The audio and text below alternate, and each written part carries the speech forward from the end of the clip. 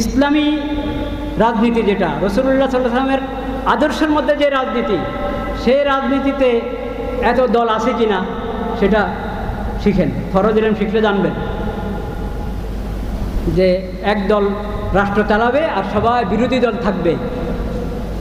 এই দলীয় রাজনীতি, এই রাজনীতি ইসলামের শিক্ষা নবী করিম সাল্লাল্লাহু আলাইহি ওয়াসাল্লাম আদর্শের মধ্যে নাই।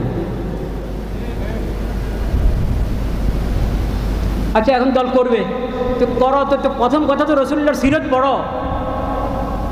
যত রাজনৈতিক দল আছে দলের একবারই, দলের কি হয়, প্রেসিডেন্ট নাকি চেয়ারম্যান, সভাপতি থেকে নিয়ে একবারই ওই দলের যে সাধারণ কর্মী, সবার উপর রাসূলুল্লাহ সাল্লাল্লাহু আলাইহি ওয়াসাল্লামের সিরত পড়া ফরজ।